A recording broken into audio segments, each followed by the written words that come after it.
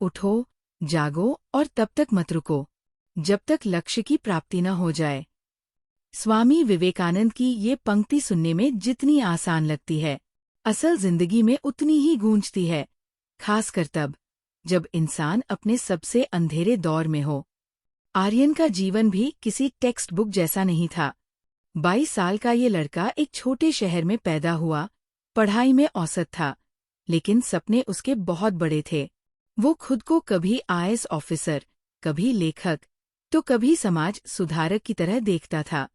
पर दिक्कत ये थी कि उसके पास सोच थी, पर सिस्टम नहीं। वो हर रोज नए लक्ष्य बनाता, लेकिन हर दूसरे दिन हार मान जाता। पिछले 3 सालों में आर्यन ने 7-8 कॉम्पिटिटिव एग्जाम्स के फॉर्म्स भरे थे, पर प्रेपरेशन एक भी बार कंसिस्टेंसी से नहीं हो पाई। घरवाले अब धीरे धीरे ताने मारने लगे थे, दोस्त अपने रास्तों पर निकल चुके थे, और आर्यन अब एक एक्सक्यूज मशीन बन चुका था। आज मन नहीं लग रहा, कल से ठीक से शुरू करूंगा। मैं तो वैसे भी कैपेबल नहीं हूं। हर दिन एक नया बहाना, और हर बहाने के नीचे छिपा एक डर, क्या मैं वाकई कुछ कर सकता हूं? एक दिन जब वो लाइब्रेरी में अकेला बैठा था, उसकी नजर पास पड़ी एक किताब पर गई, complete works of Swami Vivekananda. उसने यूं ही कैजुअली पन्ने पलटे, पर कुछ पंक्तियां ऐसी थी जो उसके दिल को चीरती चली गई।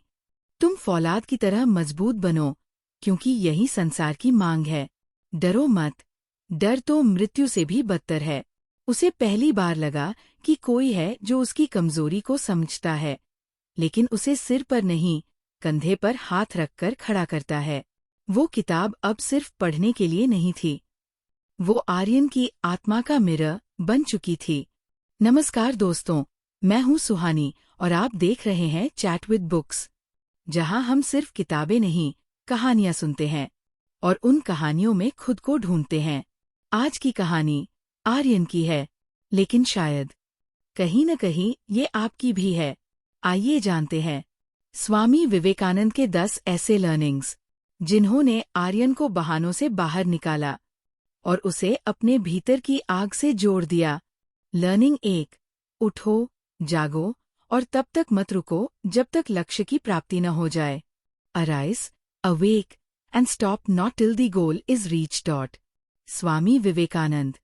आर्यन की आंखों में न नींद थी, न चमक, बस एक खालीपन था। वो एक ऐसा लड़का बन चुका था जो हर रोज खुद से हार रहा था। लेकिन एक सुबह मोबाइल स्क्रॉल करते हुए उसने स्वामी विवेकानंद की ये लाइन देखी, उठो, जागो और तब तक मत रुको। उसने जैसे खुद से पूछा, क्या मैं रुका हूं? क्या मैं जागा ही नहीं? क्या मैं वाकई कोई लक्ष्य चाहता भी हूं? और वहीं से शुरुआत हुई आर्यन की फर्स्ट शिफ्ट की। उसने एक नोटबुक निकाली और लिखा, मेरा लक्ष्य क्या है? शुरू में कुछ नहीं सूझा। फिर लिखा, मुझे कुछ बनना है, खुद के लिए, माँ के लिए। ये लिखते हुए ही उसकी रूह कांप गई। उसे पहली बार ये एहसास हुआ कि जब तक उसके पास कोई बड़ा क्यों नहीं होगा, तब तक कैसे भी नहीं मिलेगा। आर्यन ने तय किया कि अब चाहे जैसे भी हो, रोज 30 मिनट खुद को देगा, बिना बहाने के। शुरुआत में वो किताबें पढ़ता, कभी वीडियो देखता, लेकिन धीरे धीरे उसका ध्यान अपने अंदर की ओर जाने लगा। वो ये समझने लगा कि लक्ष्य सिर्फ आईएएस या डॉक्टर नहीं होते, लक्ष्य वो होते हैं जो आपको सुबह उठने की वजह देते हैं। अब आर्यन रोज सुबह उठकर खुद से एक सवाल पूछता, मैं आज किस ओर जाग रहा हूं? उसने सीखा कि नींद से उठना एक बात है, लेकिन आत्मा से जागना, असली शुरुआत वहीं से होती है। लर्निंग 2, खुद को कमजोर समझना सबसे बड़ा पाप है। To think yourself weak is the biggest sin. Swami Vivekananda.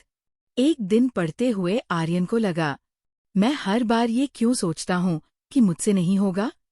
कि मैं देर से शुरू कर रहा हूँ, कि मेरी इंग्लिश अच्छी नहीं है, कि रिसोर्सेज नहीं हैं। और तभी एक और कोट सामने आया, खुद को कमजोर समझना सबसे बड़ा पाप है। इसने उसे हिलाकर रख दिया। वो सोचने लगा, क्या मैं हर रोज ये पाप कर रहा हूँ? क्या मेरी असफलता का असली कारण यही है? आर्यन ने उस दिन एक डिसीजन लिया। अब से वो खुद को कभी कमजोर नहीं कहेगा।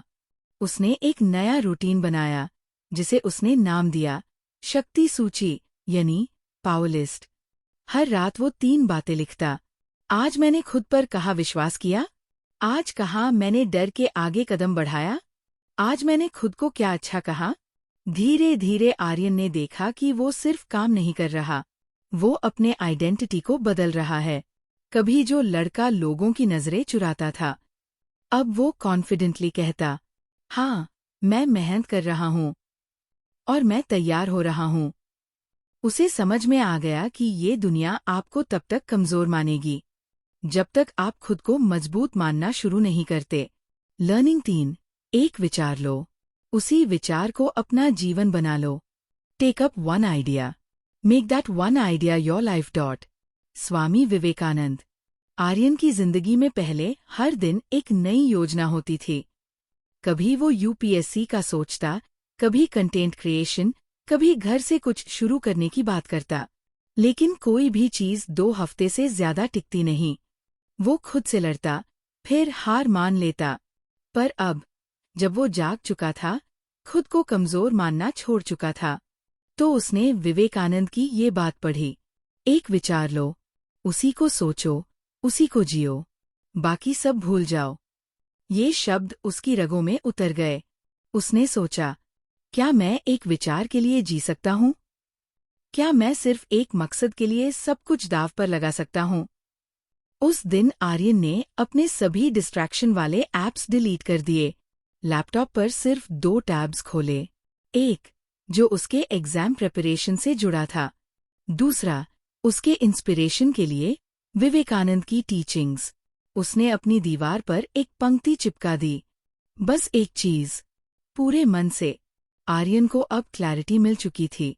वो जानता था कि काम कितना भी हो, जो इंसान एक लक्ष्य के पीछे पूरी ताकत से दौड़ता है, वही जीतता है।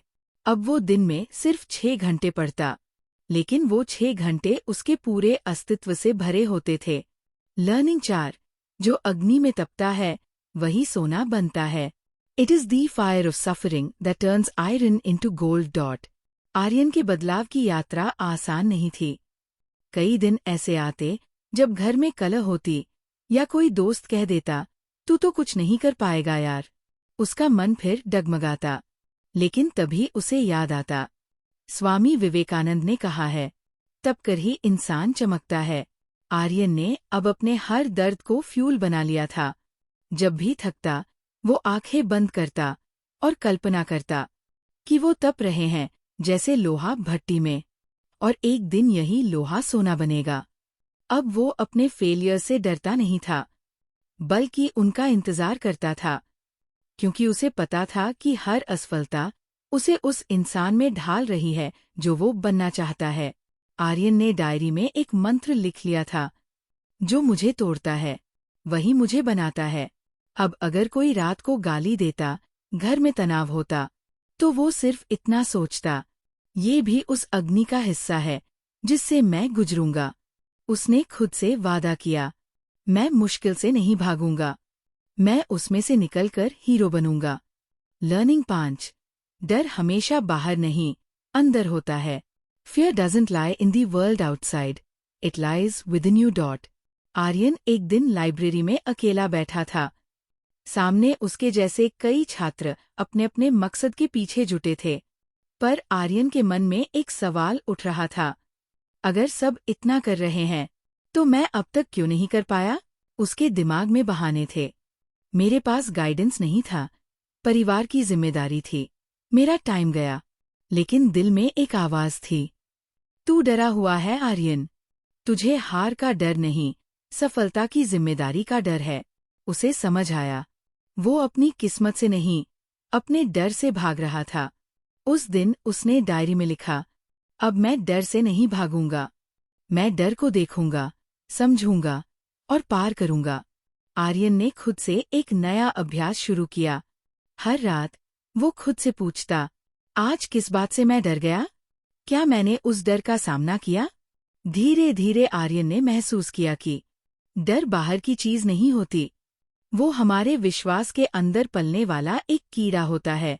अब अगर कोई उसे कहता, तू लेट शुरू कर रहा है, तो आर्यन मुस्कुराता और कहता, शुरुआत देर से नहीं, क्लैरिटी से होनी चाहिए। Learning 6।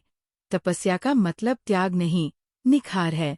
Discipline isn't punishment, it's transformation.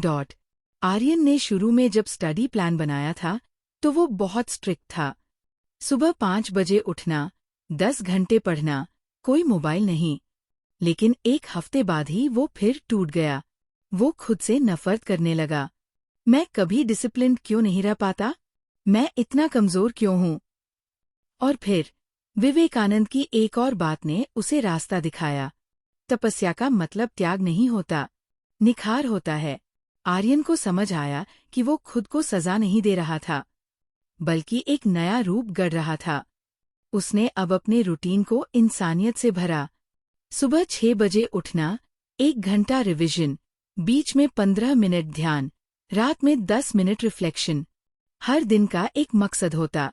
आज खुद को थोड़ा और निखारना है, थकाना नहीं। आर्यन को अब रूटीन से डर नहीं लगता था, क्योंकि उसने उसे प्रेम और समझदारी से अपनाया था। और यहीं से उसने जाना कि सच्चा डिसिप्लिन बाहर से नहीं, भीतर से आता है। और जब वो भीतर से आता है, तो वो बोझ नहीं लगता, वो प्रकाश बन जाता है। लर्निंग 7। कर्म करते जाओ, फल की चिंता मत करो। Do your duty without attachment to the outcome.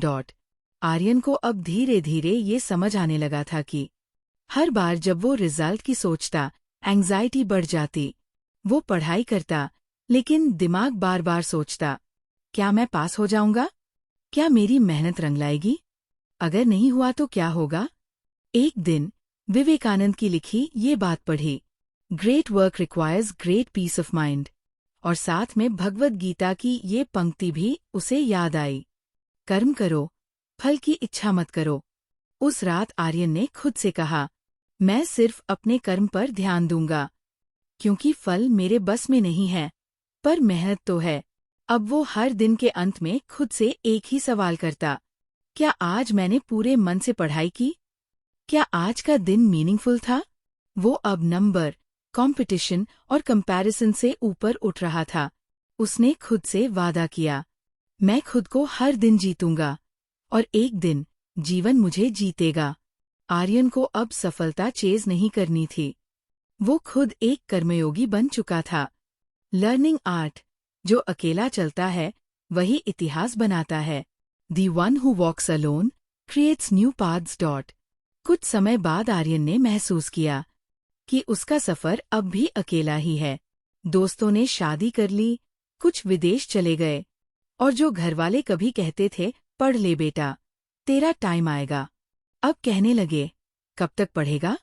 वो अपने घर में अनफिट लगता, सोसाइटी में आउटडेटेड, और सोशल मीडिया पर इररेलेवेंट।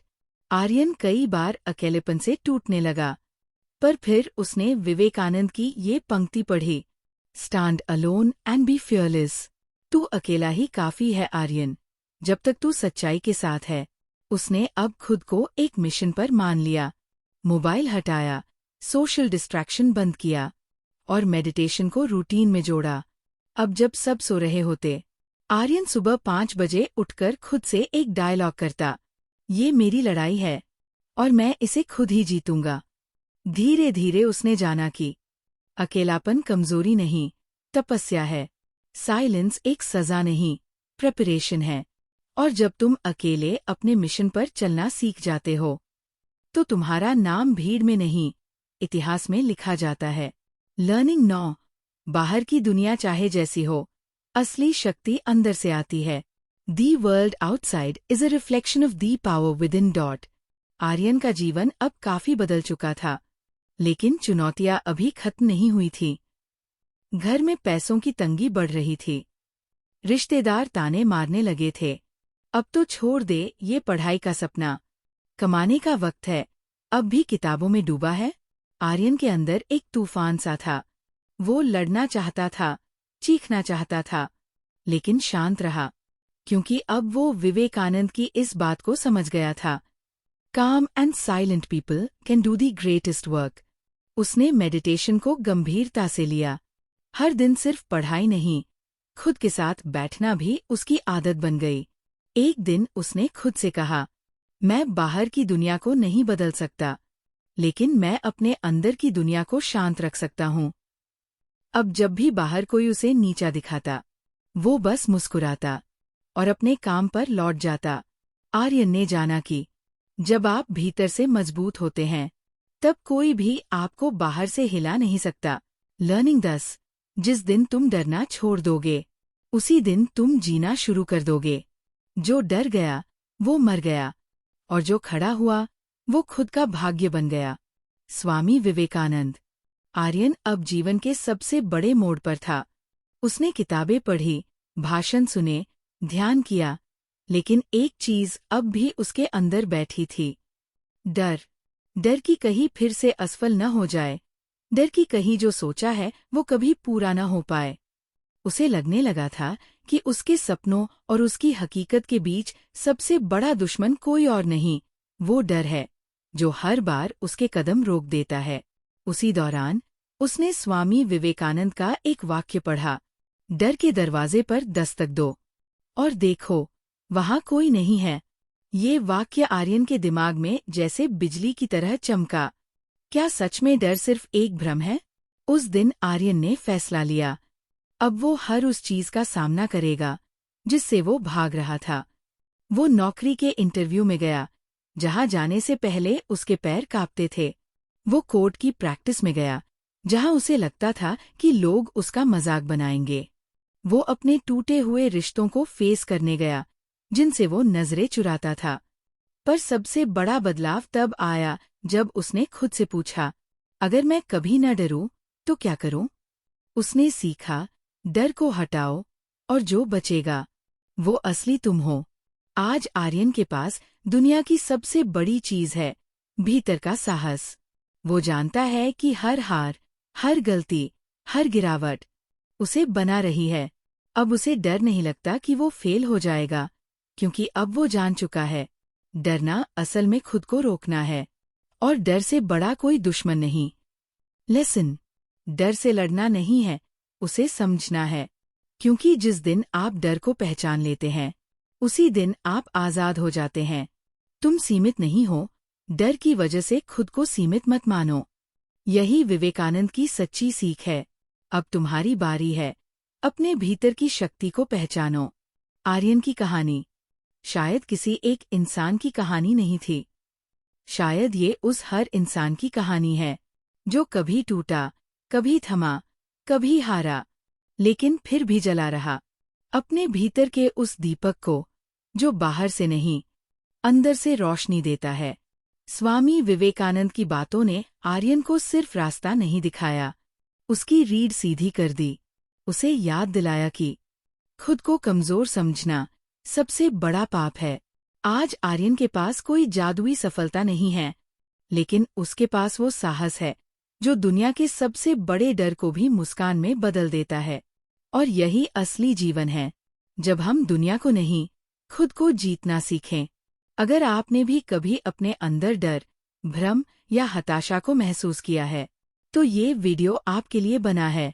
नीचे कमेंट करें, मैं अपने भीतर की ताकत को जगाऊंगा।